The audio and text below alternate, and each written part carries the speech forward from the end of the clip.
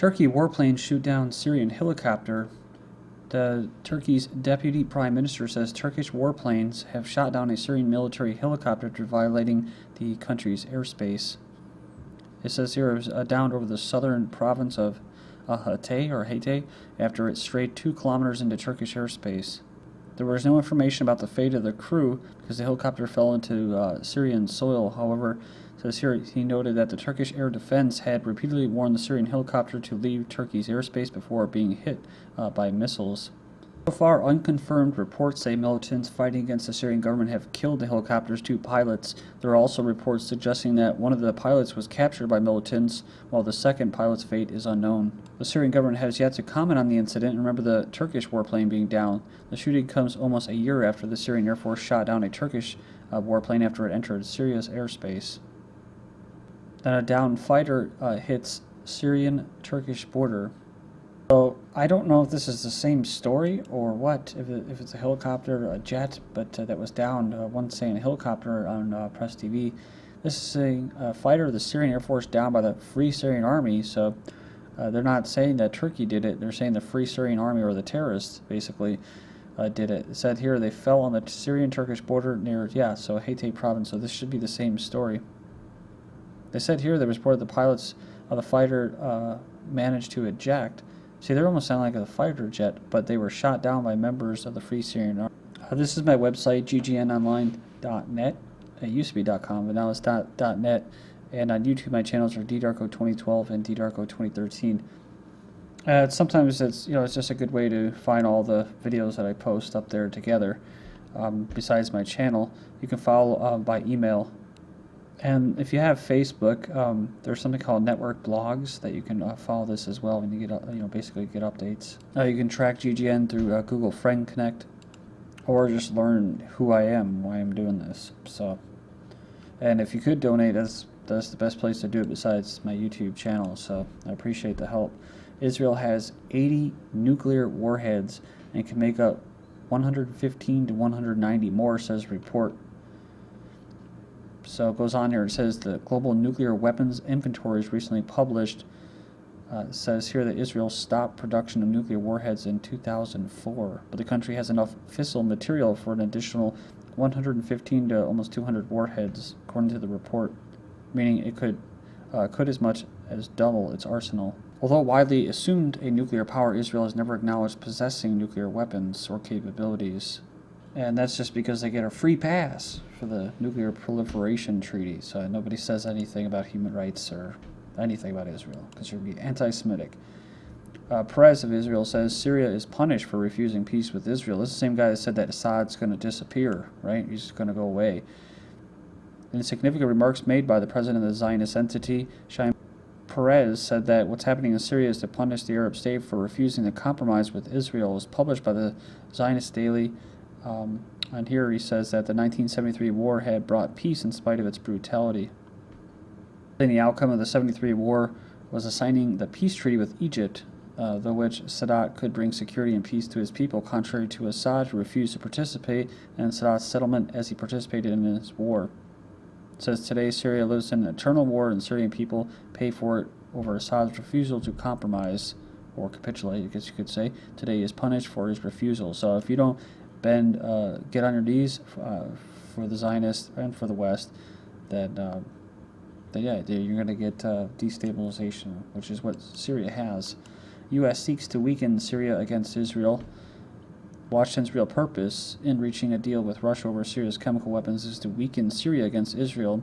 This agreement on these weapons is very incomplete because the U.S. has been using depleted uranium. Israel has been using phosphorus. And if they are truly against these chemical weapons, then we should do it all the way around, says this Paul Sheldon Foote, professor at Cal State. The intelligence minister says Israel can see if Assad is moving Syria's chemical weapons. He declines to grade U.S.-Russia deal, but he says Israel has good capabilities to track these chemical weapons. I remember seeing an article back within the last year where it says that Israel and the reconnaissance, basically their satellite imagery and that, would be able to feed information or images, intelligence, to the Free Syrian Army, i.e. the Al-Qaeda terrorists, to acquire these chemical weapons. That's funny, and he actually says They have good capabilities to track the attempts by Syria's president to transfer its chemical weapons to others, such as terrorist organizations. That's about as ludicrous as this article, remember, from the 28th, in The Guardian. And now, Israeli intelligence intercepted the Syrian regime talk about chemical attacks. So the bulk of the evidence proving the Assad regime's deployment of chemical weapons has been provided by the Israeli military intelligence, says German magazine Focus. Also, it's based off a bunch of YouTubes provided by the terrorists, according to John Kerry, Secretary of State. He says that, the terrorists, why would they lie, right? So this is the intelligence. This is the evidence being carried out to scare Assad to give up his weapons to defend his sovereignty against the Zionists and the West. And he lost, like I said. So I don't know how much I'm going to cover Syria, but I'll just kind of play this out here until I feel it's just not really news anymore, right? Because I think they pretty much capitulated by going to the good guy instead of the bad guy, Russia, in this game that was played on them. A leaked U.S. intelligence document confirms Syrian insurgents have Syrian gas. So the leaked secret document of the U.S. intelligence revealed that the militants linked to al-Qaeda terrorist organization in Syria possessed and made poisonous sarin gas in order to carry out chemical attacks in the crisis-hit Arab state. Sarin gas bombs have been confiscated from al-Nusra Front militants deployed in southern Turkey on the border with Syria during May. And I covered that before. UK delivered Syria chemicals needed for sarin production for 6 years from September 9th. British companies sold this sodium fluoride. I guess that's funny. This is that story that was in Natural News. They were like, two things that they put in your water supply: a key ingredient in the manufacture of deadly nerve gas. To a Syrian firm from 2004 to 2010, British media reveal a sale that's been called disturbing. So this is all disinfo, pretty much, I think. A lot of, Assad saying, Assad, emails show that Assad refused using chemical weapons against the rebels and civilians. I think that's disinfo. That's just saying that he acknowledges that they have chemical weapons, that his people wanted, that his regime or his government wanted to use them. I mean, who the hell is going to say anything about or criticize the British government for supposedly supplying weapons to the Syrian government? Say, bad government, we won't do that again. Meanwhile, let's look at another country and let's attack them because they have these weapons that we provided them with. So what I think is they never did it, or if they did it knowingly that they would use it against them in the future as a way to blackmail them. UN rate of mercenaries crimes in Syria are sharply increasing, says the UN. So they're concerned about human rights. That's right. They report a significant increase in the rate of crimes committed by insurgents with the participation of foreign mercenaries in northern Syria. The groups of mercenaries cross the border, and a battalion of immigrants are the most active groups among them. Remember that German intelligence, at least that's what they say, that the majority of the jihadists in Syria are not Syrian, 90%. Number of the killings at the hands of militants, including the execution of uniformed soldiers and massacres against peaceful populations in the upper villages located in the outskirts of Latakia, are basically they're the ones that are responsible. Then you have this: 10% of Syrian rebels linked to al-Qaeda. I'm sure there's probably a lot more that are linked to al-Qaeda, but then again, maybe they're not. Al-Qaeda itself is a kind of a CIA operation. It's a Western Zionist terror proxy force, but the actual al-Qaeda, I mean, it's just you fly the flag, you work for them, you get marching orders from them, intelligence that's fed by probably the DOD and UK governments and that, and probably even other states as well. So 90% of them are probably just disillusioned mercenaries. They get paid by Western governments. Al-Nusra claims massacres in Hom's countryside. So Al-Nusra Front claimed on Monday the responsibility for massacres committed against dozens of Syrian residents in the east rural villages of Homs in central Syria. So it says here the terrorists entered into the village while chanting Allah is the greatest. They beheaded 17 people. They were carrying out eye-for-eye attacks, admitting and killing more than 30 citizens. Al-Qaeda militants declare offensive against fellow Al-Qaeda militants. So They've declared an offensive against 2 other militant groups amid growing infighting among these foreign-backed militants operating in Syria. Again, is this info coming from Reuters? They said here the Islamic State of Iraq and Levant has accused the Farouk and Nasr battalions of attacking its forces and suggesting they may have even collaborated with the Syrian government. So who knows what the hell to believe anymore. Syrian rebels furious at U.S.-Russian deal. So the head of the opposition, or basically the terrorist groups, say that this deal between U.S., Russia, and Syria was a blow to the 2.5-year uprising to remove President Assad from power, regime change.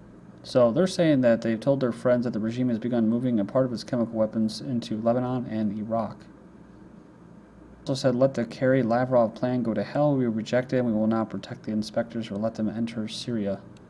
Pretty interesting. They say Russia is a partner with the regime in killing the Syrian people. A crime against humanity has been committed, and there's not any mention of the accountability. So he's supporting these people that are beheading people and that, carrying out the actual chemical attacks.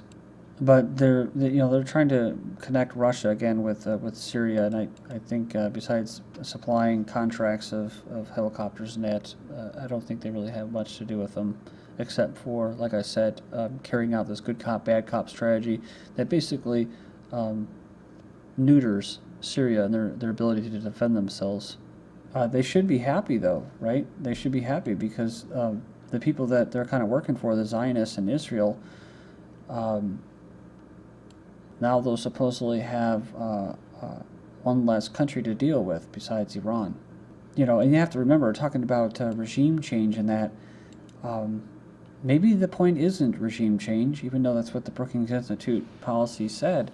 Maybe it's just to destabilize the area, have Arabs killing Arabs, change their culture, change their society, mix up the demographics, export them into other non-Muslim or non-Arab countries, exploit their resources, of course, but also make the whole area closer. Make it better and closer to the Greater Israel plan. It's just perfect. So, big freaking surprise here. UN inspectors confirm use of chemical weapons in Syria. I don't believe a damn thing they say because they didn't go in there and they didn't try to do the inspections that Assad called for before that when there was chemical weapons attacks. But now all of a sudden they're going in there, and I think Assad and them they're acting like there was actually no chemical attack that they're talking about. There was prior. But they're going in there and they're inspecting the one that supposedly didn't even really take place. Or if it did, it was carried out by the opposition forces, rebels.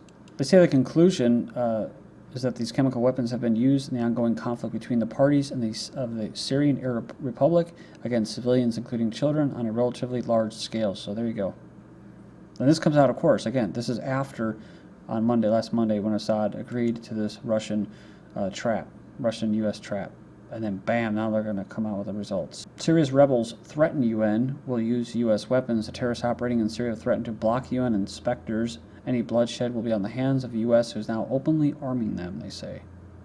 So you're hearing this stuff now. Assad comes out on top in the Syria deal. So Assad's big winner. You'll even see people, a lot in the alternative media, and people that may even support the Syrian government and the Syrian people against these Western Zionist-backed terrorists, as this is some kind of victory. I don't think it is, personally. Yeah, it buys them time, but, here again, bringing Russia in again. Putin now U.S. ambassador to Syria. See, Obama's bowed to Putin's will for years, and so this is all about losing their sovereignty and saying that, basically Russia's going to rule them now. I guess the reality is like I said before, are you going to go with the Eastern New World Order power structure or the Western Bloc power structure? They decided to go with the East. Is one any better than the other? No. So see, here you go. New UN report. Assad is shelling hospitals and torturing patients. See, they're actually using a denial of healthcare as a weapon of war. See, Assad's on top now, isn't he? He's winning. Big winner. Senate Foreign Relations Chairman wants to try Assad for war crimes. This is the whole point of this plan. Is Syria backtracking on chemical weapons pledge? It's only been a week. I said here that Assad said he would not turn over these chemical weapons unless the U.S. stops threatening to attack him and agrees to cease arming the terrorists in Syria. So there is no negotiation, Assad. You should have known this, dude. Admitting to give them up, you admit to carrying out the chemical attacks. Securing Syria's weapons may require U.S. troops, and now you'll be occupied, again, losing sovereignty. But you have the CIA saying regime change with Assad is risky for the U.S. This is GGN, and I'm Darko. Thank you.